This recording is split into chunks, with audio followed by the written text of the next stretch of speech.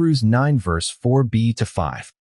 Mercy at the center, law, provision, priesthood, and overshadowing glory. The Ark of the Covenant covered on all sides with gold, in which there were a golden urn holding the manna, and Aaron's rod that budded, and the tablets of the covenant. Above it were the cherubim of glory overshadowing the mercy seat.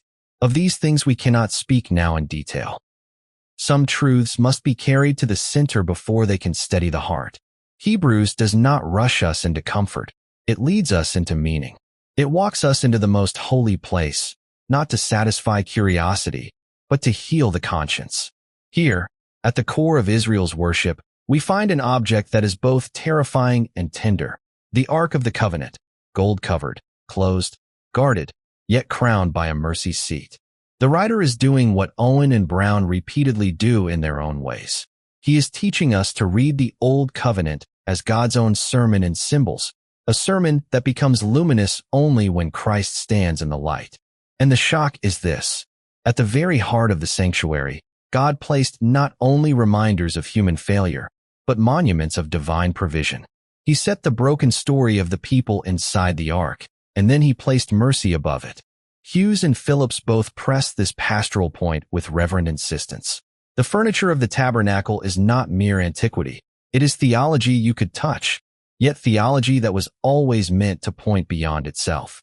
Hebrews 9 verse 4b to 5 brings us to the center of the Holy of Holies to show the covenant's accusing tablets, God's sustaining provision, and the overshadowing mercy seat, so that we would stop living on shadows and rest our conscience in the finished, priestly mercy of Christ. First, the accusing tablets and the silent witness of the ark.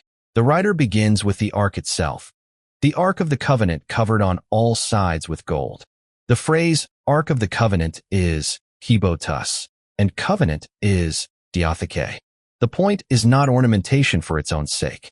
Gold is the metal of nearness. The nearer the furnishings draw to the presence of God, the more they gleam. Kittle's discussion of holiness language helps us feel the weight. What is holy is not merely improved. It is set apart, claimed, dangerous to approach on human terms. The ark sits at the center like a locked chest in a courtroom. This is where the covenant is kept, where the covenant is weighed. Inside the ark are the tablets of the covenant. The tablets are the stone witness of the law, God's righteous demands written, fixed, unbending.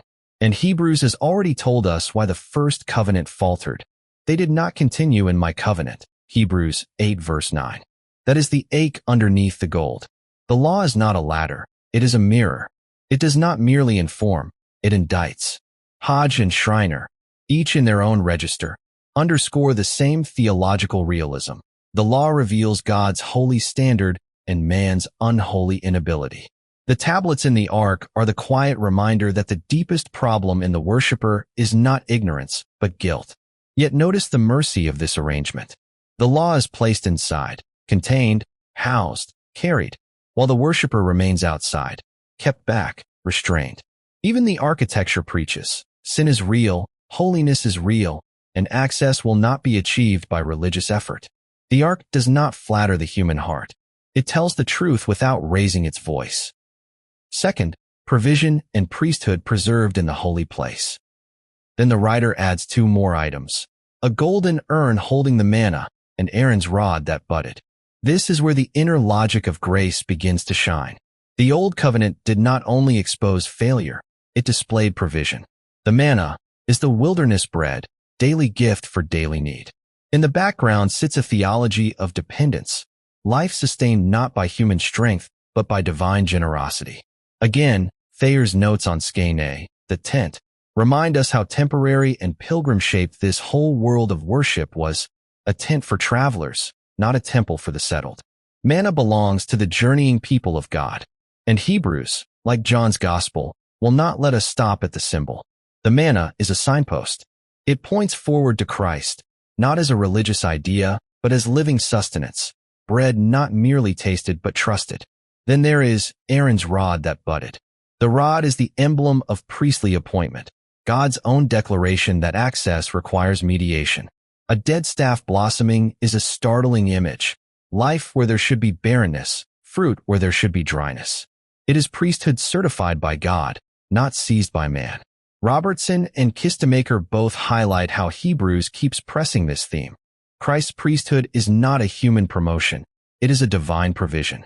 The budding rod, preserved in the ark, is like a sealed testimony. The true priest is the one God appoints, and the true approach is the one God provides. And so, in the ark, the story is layered. The tablets testify to what we have broken. The manna testifies to how God provides. The rod testifies to how God mediates. Law, provision, priesthood, together, not scattered. It is as though God placed the entire logic of redemption in the center.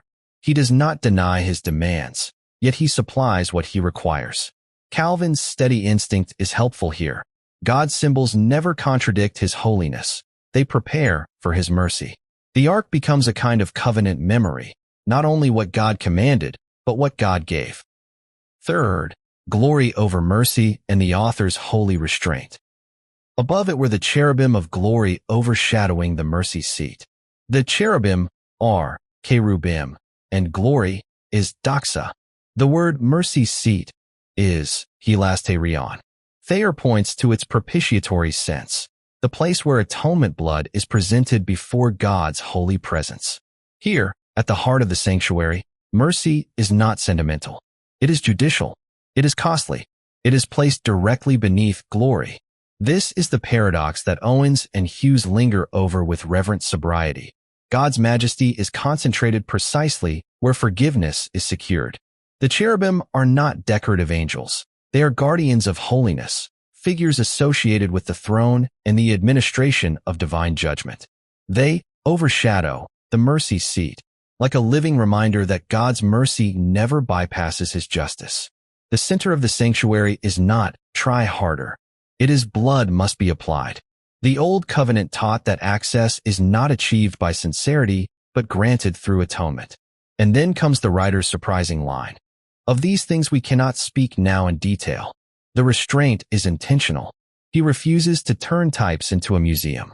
He refuses to let fascination replace faith. Bruce and Moo both note the forward-driving energy of Hebrews. The author will not allow the church to linger forever in the shadows when the substance has come. The point is not to become experts in sacred furniture. The point is to come to Christ. The old symbols could sketch mercy. They could not secure it. They could stage access. They could not open it. They could comfort the worshiper for a moment, yet leave the conscience needing more. Hebrews is moving us toward the claim that will soon thunder through this chapter. Christ entered, once for all, having obtained eternal redemption. Hebrews 9 verse 12. The mercy seat in gold was a promise. The mercy of Christ is the fulfillment. Reflections for today. This passage presses on a modern wound we often disguise, the wound of a troubled conscience. Many people do not feel guilty in the old, obvious way.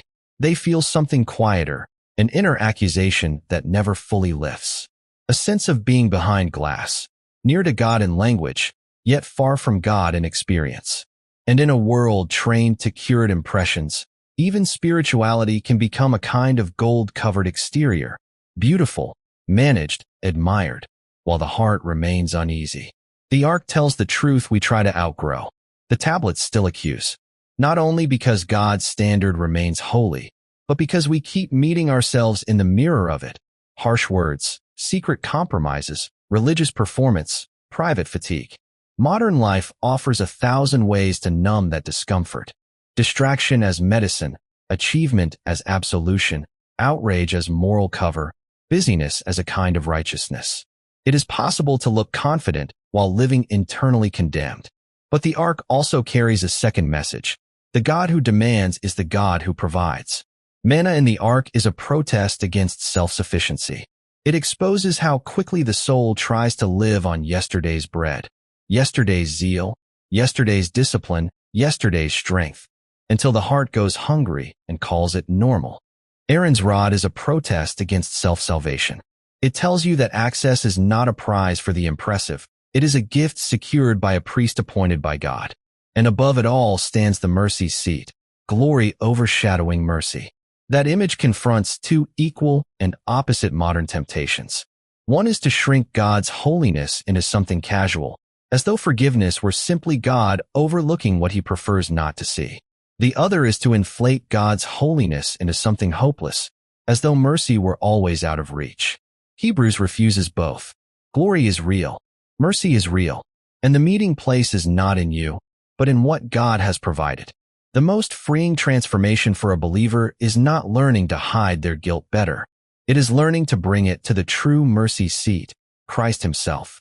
Not with theatrical despair, not with polished self-defense, but with the strange relief of honesty.